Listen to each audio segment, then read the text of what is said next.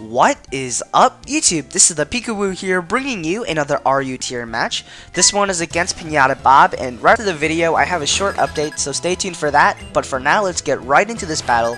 I'm gonna lead off with the Lapras. It's the same zoom lens set I've been using in the past few videos, and basically it has really low accuracy moves, but with the zoom lens item to power up the accuracy. And yeah, he's gonna lead off with a Murkrow, and I'm assuming at this point it's a Paris Trapper, because most Murkrows are those kind of sets.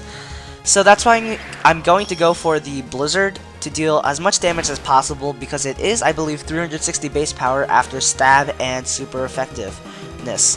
And yeah, it doesn't quite take him out, mainly due to the fact that Murkrows are generally especially bulky with max HP and the Evial Lightstone, and since he does have the Prankster ability, he can go for the Roost to negate his flying type and make my Blizzard neutral, so he can pretty much stall me out.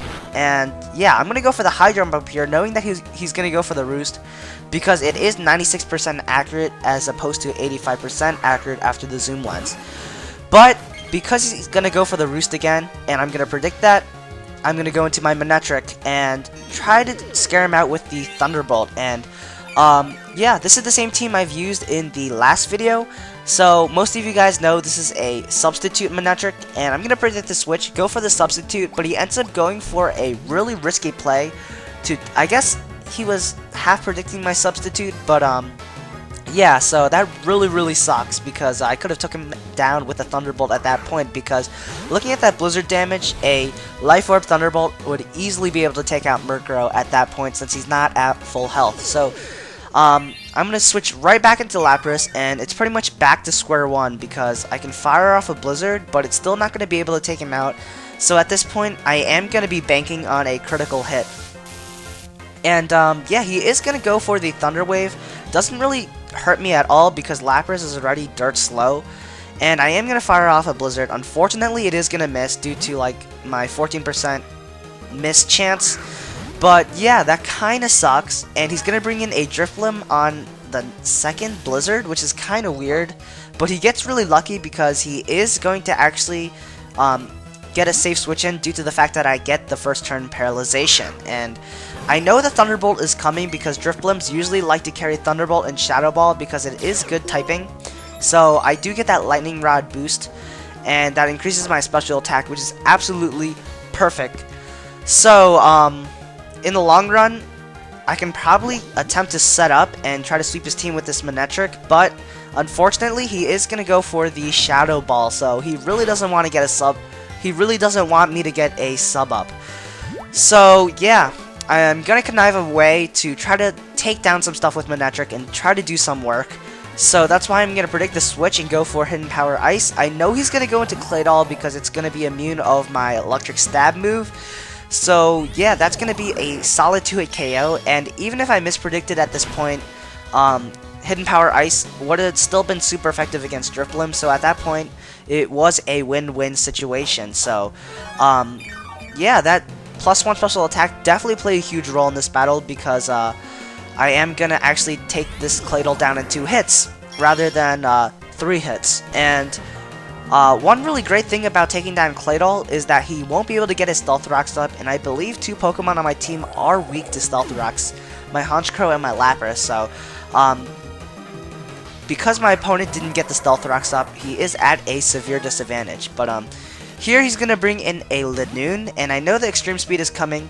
I'm going to pray to God he's not going to go for the Belly Drum predicting my switch, because if he did, I really don't have anything great to take down this Linoone. He could potentially sweep my team, but luckily for me, he's actually going to predict my Rhyperior switch in, and that's why he goes for the Seed Bomb. But I knew he was either going to go for the Belly Drum, Extreme Speed, or the Seed Bomb, so I guess Hariyama was the best switch in at that point.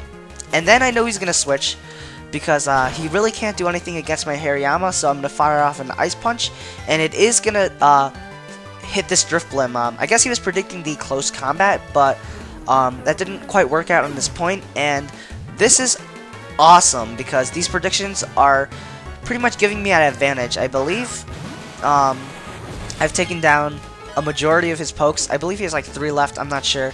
But here he's going to bring in a Steelix, which does carry either the sturdy ability or the sheer force ability. So I don't want to go for the close combat because that will lower my defense and then he could take me out with an earthquake. So my plan here is to go for the ice punch and then take him out with a close combat because I know I can probably live the toxic damage and the earthquake damage.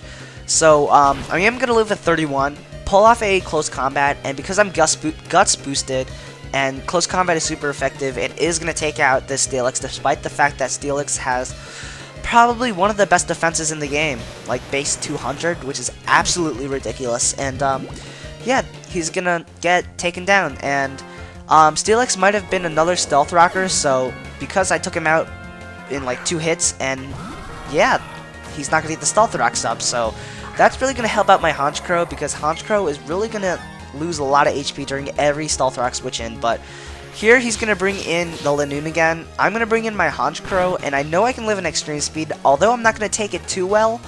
I can at least fire off a Brave Bird, and if it kills me, I'm totally fine because I can take down the biggest threat against my team, which is this Linoon, because my biggest goal here is to force him not to set up, because if he sets up, I lose. And yeah, it's a double down, and we're both going to get taken out.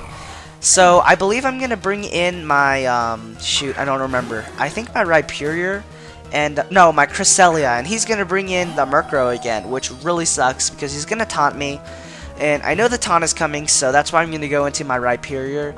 Since Rhyperior does carry that Stone Edge, and I am Life Orb and Rock Polish, so I'm max attack, Life Orb. Stone Edge is easily going to take him out, because he's especially defensive, and not defensive, and I doubt he carries the Feather Dance.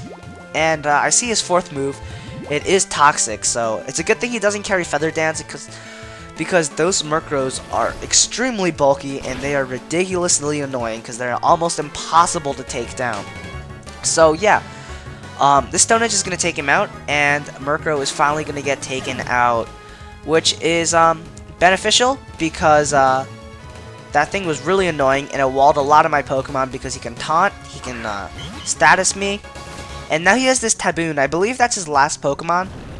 And I'm going to go for the Earthquake here. I'm thinking Taboons are relatively specially bulky, so this may be a 2-hit KO, but it doesn't even do half, which really sucks because he's going to go for the Wish.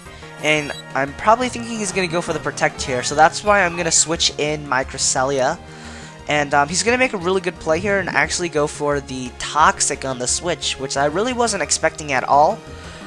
And because he gets that Toxic on my Cresselia, I won't be able to set up because this is a Sub-Combine set. And yeah, the rest of my Pokemon are relatively, you know, they don't have setup moves. That's what I'm trying to say. So he can potentially stall out my team. My Rhyperior has Life Orb, my Manectric has Life Orb, and my Cresselia has Poison. So he can stall my team if he really wants to, but at this point, the only way for him to win is to bank on not getting a critical hit. So, yeah. So next turn he's actually going to forfeit, and that will be the game. So, hope you guys enjoyed the match. If you guys enjoyed the match, feel free to leave a like. I'm a little bit rusty on the narrations, but hopefully you guys dealt with it and enjoyed it anyways. But yeah, for the updates, I have 3 main things I want to talk about. One is I recently got a virus on my computer and it slowed down my computer drastically, so I can't really record the battle videos on Camtasia. Rather, I'm recording now just on the internal recording device on Desmume. So the quality is a little worse, I guess, but I hope you guys can deal with it, and hopefully I can get my computer reformatted as soon as I get more time.